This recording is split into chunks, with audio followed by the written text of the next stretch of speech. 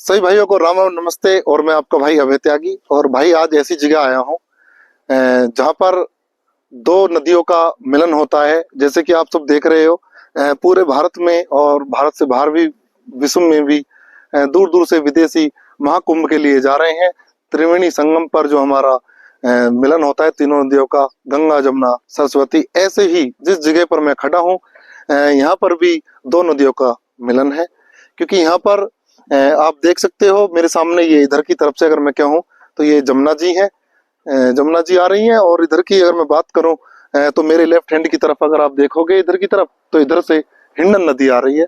और हिंडन नदी को मैं नजदीक से दिखाऊंगा। आप आओ मेरे साथ और बिल्कुल नजदीक से दिखाऊंगा। तो बिल्कुल खेती हो रही है साइड में और किसान भाई अपना काम भी कर रहे हैं। और ये सामने जूम कर दो, जूम करो हल्का से, ऐसे जूम करो।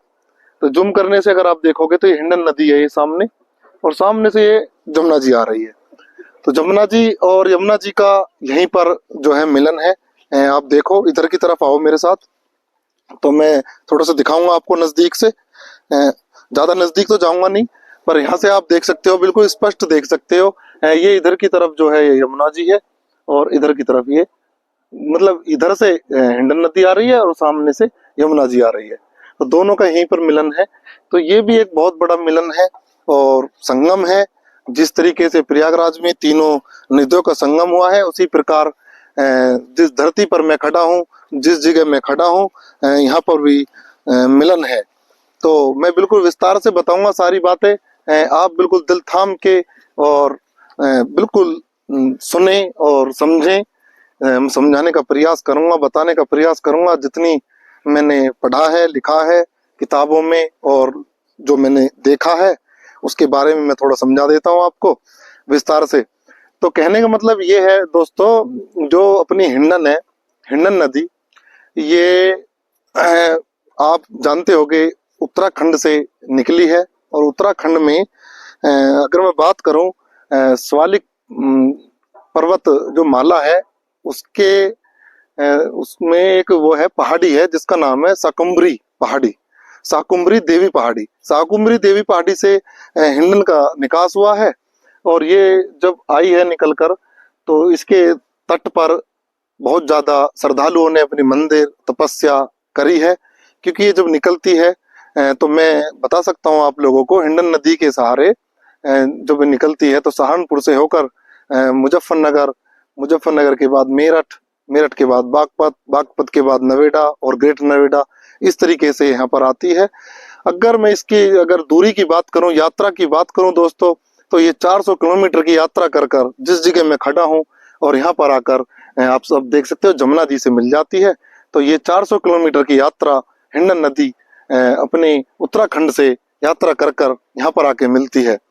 अगर मैं बात करूं पूरा महादेव मंदिर बागपत से लेकर बड़े बड़े जितने भी महादेव तपस्वी और जो परशुराम भगवान जी हुए हैं, सभी ने इसी हिंडन नदी के किनारे अपनी स्तुति की है और मूर्ति बनाकर अपने शिव शंकर को, कोई भोले को, कोई किसी को, अनेक प्रकार की आस्थाओं से जुड़ी रहती है। इसको पुरानी तत्वों और पुराने ग्रंथों के हिसाब से आज के टाइम में हिंडन कहते हैं, और पहले इसको हरनंदी के नाम से जाना जाता था। इसी के अगर मैं इसकी तो बात अब मैंने कर दी, हिंडन की बात तो मैंने आपको समझाई। थोड़ा सा जमुना जी के बारे में बताते हैं। तो जमुना जी भी हमारी उत्तराखंड जो है, ये भी उत्तराखंड, ये भी एक पर्वत से, हिमालय पर्वत से एक ग्लेशियर है, यमुनोत्री ग्लेशियर। तो यमुनोत्री ग्लेशियर से निकल कर जमुना जी भी हमारे यहाँ पर आई है। और ये भी अपने 2-3 राज्यों को छूती हुई आती है। तो सबसे पहले उत्तराखंड, फिर उसके बाद उत्तर प्रदेश, हरियाणा और दिल्ली से सटे हुए, दिल्ली से निकलकर अब जो हम यहाँ खड़े हैं, तो यहाँ पर हिंडन का और जमुना का जो मिलन होता है। और ये गांव तिलवाड़ा गांव गौतम बुद्ध नगर के अंदर आता है। तो आज ये तिलवाड़ा गांव में ही हम खड़े हैं, और हमारे पास हमारे किसान भाई भी बैठे हैं। और आप देख सकते हो कैमरे के माध्यम से मैं थोड़ा दिखाने की कोशिश कर रहा हूँ। ये देखो खेती हो रही है गेहूं की, और बहुत बढ़िया फसल उगाई जा रही है। क्योंकि मैं आपको दोस्तों बताऊं, ये जो नदियां होती थी पहले, सिंचाई सिंचाई के रूप में इनसे काम लिया जाता था। जैसे कि अगर मैं हिंडन हर नदी की बात करूं, तो हर नदी का पानी कृषि के लिए उपयोग में लाया जाता था। बहुत अच्छा पानी हुआ करता था दोस्तों। बहुत दिन की बात है, बरसों पुरानी ग्रंथों में भी लिखी गई है और महाभारत में भी जिक्र है हरनंदी का। पानी इतना स्वच्छ होता था कि पानी इसका पीने योग्य होता था, बहुत अच्छा पानी, भव्य पानी था। और ये ज्यादातर जो मानसून था उसके ऊपर डिपेंड रहती थी हरनंदी। जब बारिश आती थी तो मानसून के कारण हरनंदी का जो जल स्तर था वो बढ़ जाता था और उसके बाद में हरनंदी का जो जल स्तर था वो घट जाता था। पर समय के साथ साथ सब चीज लुप्त होती जा रही है। आज डिजिटल जमाना है और आप सब देख ही रहे हो, कोई किसी प्रकार का ध्यान नहीं रखता है। और आज के टाइम में गंदे नाले और साफ सफाई का बिल्कुल ध्यान नहीं रखा जाता है। जो हमारी जनसंख्या बढ़ रही है उसके कारण लोग बाग हर नंदी में और जमुना में कचरा वगैरह सब डाल देते हैं। और आज के टाइम में एक नाले के रूप में दोनों, अगर मैं बात करूं तो दोनों का ही जो मिलन है वो यहाँ पे बहुत गंदा हो चुका है, क्योंकि लोग बाग इसका ध्यान नहीं देते। हरनंदी की अगर मैं बात करूं तो ये भी दूषित हुई पड़ी है, आज नाले के कतार में है। ये देखो, मैं दिखाना चाहता हूँ, कैमरे के माध्यम से जूम करके दिखाओ, बिल्कुल काला पानी हुआ पड़ा है। जबकि ग्रंथों में 5000 वर्ष पहले महाभारत कालीन में इसका जिक्र है, पीने योग्य पानी बहुत स्वच्छ हुआ करता था। और अगर मैं यमुना जी की बात करूं तो यमुना जी का भी पानी जो है बहुत ज्यादा गंदा हो चुका है, क्योंकि दिल्ली का जो सारा गंदा नाला वगैरह में जो भी बात अगर आपको बताऊं तो सब बहुत दुख भरी कहानी है। और यही वो जमुना जी है, यही वो जमुना जी है जिन्होंने अभी फिलहाल में मैं किसी का जिक्र नहीं करना चाहता, और लुटिया इसी ने डुबोई है, क्योंकि इसी के कारण लुटिया डूब जाती है। अगर मनुष्य या कोई भी जिम्मेदार आदमी अगर इनकी साफ सफाई का ध्यान नहीं रखेगा, हिंडन का और जमुना का, तो और बड़ी दुख भरी बात है, क्या बताएं, लुटिया तो डूब ही जाती है। सबकी लुटिया डूबेगी अगर ऐसे ही कोई ध्यान नहीं देगा, तो इसका ध्यान भी देना बहुत जरूरी है।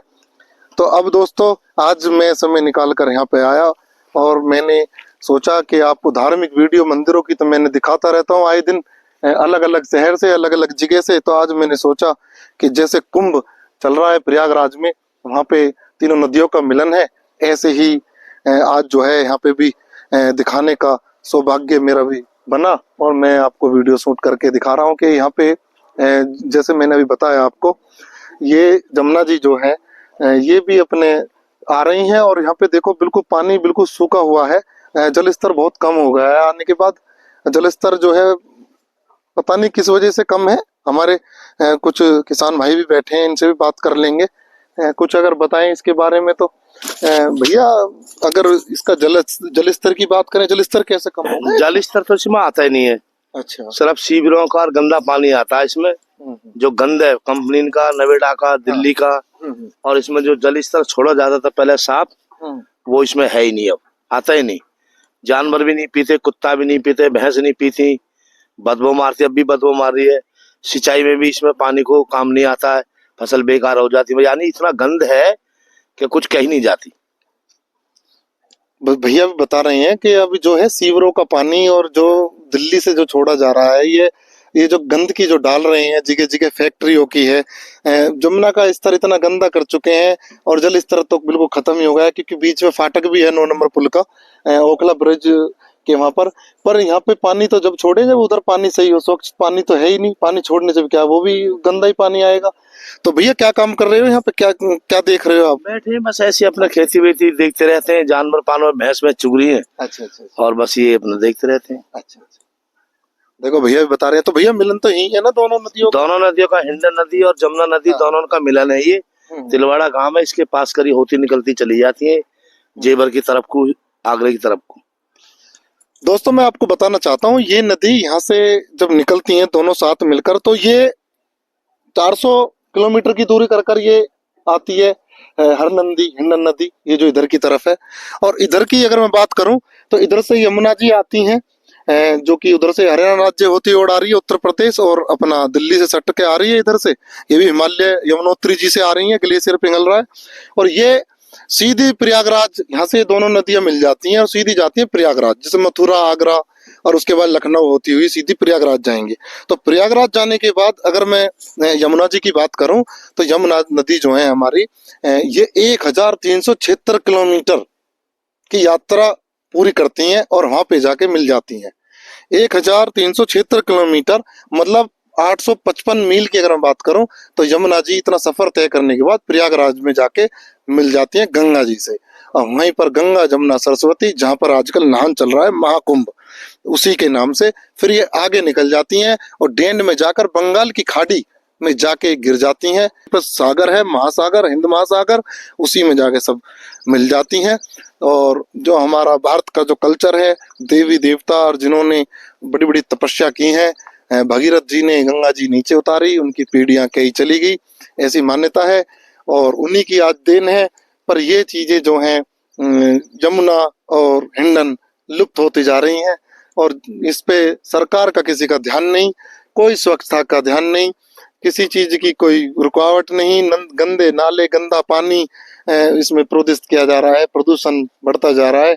और इनको भी स्वच्छ और सफा शुद्ध बनाने में अगर सरकार कदम उठाए तो बहुत बढ़िया काम रहेगा।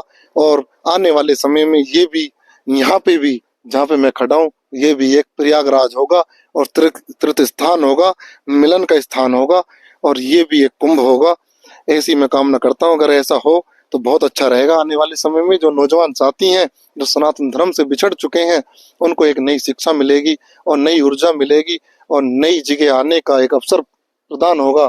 तो गौतम बुद्ध नगर के अंदर ने आजाया, मैंने आपको दिखाया। बहुत दुख भरी कहानी है दोस्तों। हिंडन नदी और जमुना नदी का दृश्य देखो आप, एक बार दिखाना बेटा, दिखाओ।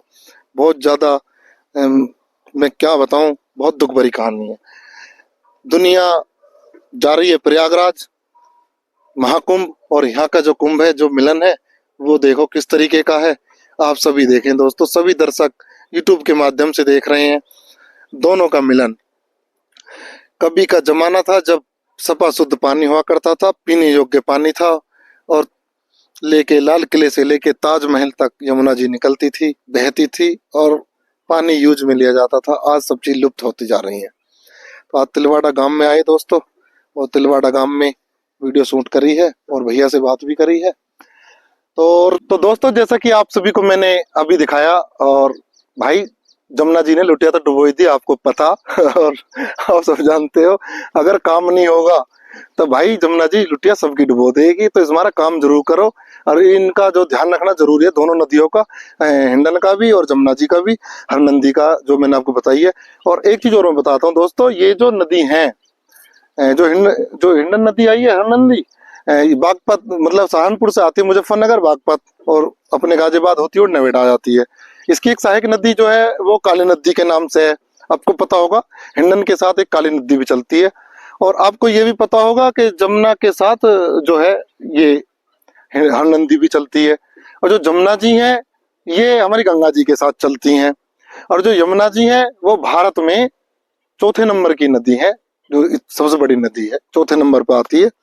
तो ये नॉलेज रखने वाली बात है। आप सब जो YouTube देख रहे होंगे और पढ़ने वाले विद्यार्थी इस चीज को जरा नोट कर लें। तो 1376 किलोमीटर की यात्रा कर कर तो हमारी यमुना जी जाती है प्रयागराज, और जो 400 किलोमीटर की यात्रा करके आती है हरनंदी जी, वो यहाँ पे मिलती हैं। तो यहीं से दोनों नदी मिलकर जाती है प्रयागराज, प्रयागराज पहुंचती हैं, मतलब मथुरा, आगरा, कानपुर होते हुए तगड़ मेगड़ करके ये सीधी प्रयागराज पहुंच जाती है। प्रयागराज से फिर अपनी गंगा जी और यमुना जी दोनों मिलकर फिर बंगाल की तरफ जाती हैं, जैसे मैंने अभी वीडियो में पहले बताया आपको। तो आज मैं ऐसी जगह आया और मैंने यहीं से वीडियो बनाई, मुझे लगा अच्छा, क्योंकि अभी आपको पता है सब, बहुत चर्चाओं का विषय बना हुआ है महाकुंभ भी, क्योंकि कई वर्षों साल बाद आया, 144 साल बाद आया है। और महाकुंभ में हिरस लगी हुई है जाने वालों की। अच्छी बात है, सनातन धर्म होने के बाद हिरस होनी भी चाहिए और पूजा पाठ पे ध्यान भी होना चाहिए। पर ये जो अपना मिलन है हरनंदी का और जमुना जी का, ये भी तो एक तीर्थ यात्रा होनी चाहिए, यहाँ भी एक तीर्थ होना चाहिए, यहाँ भी एक कुंभ होना चाहिए, ये भी दोनों सपासुद होनी चाहिए। तो सरकार को इधर की तरफ भी ध्यान जरूर देना चाहिए। और जो मेरी यूट्यूब देखेगा, जिलाधिकारी महोदय या कोई भी शासन प्रशासन का आदमी, तो जरूर इस चीज पे ध्यान देगा। और इनका महत्वपूर्ण आप जानते ही हो, अभी लुटिया फिलहाल में डूबी है, ज्यादा बताने की जरूरत ही नहीं है। लुटिया डुबाने में अहम योगदान हमारी गंगा जी का, जमुना जी का और हरनंदी जी का रहता है, क्योंकि तपोभूमि भारत रही है और भारत में ऐसे ऐसे विद्वानों ने, ऐसे ऐसे महात्माओं ने प्रार्थना की है, आराधना की है, इन्हीं के बिल्कुल किनारे पर बैठकर, तो इन्हीं से ही सब शक्तियां प्राप्त हुई हैं। तो इनको भी आज के टाइम में इस तरीके से छोड़ना गलत बात है। इनके ऊपर भी ध्यान देना बहुत जरूरी है। तो दोस्तों आज की वीडियो में यहीं पे फिर समाप्त करता हूँ, चलने का समय हो गया। और अपना ध्यान रखना और यूट्यूब चैनल जरूर देखना। मैं आपका भाई अभय त्यागी फिर नई जगह से नई वीडियो लेकर आऊंगा। इसी के साथ जय हिंद, जय भारत। बोल गंगा मैया की, बोल यमुना मैया की, हर नंदी की जय।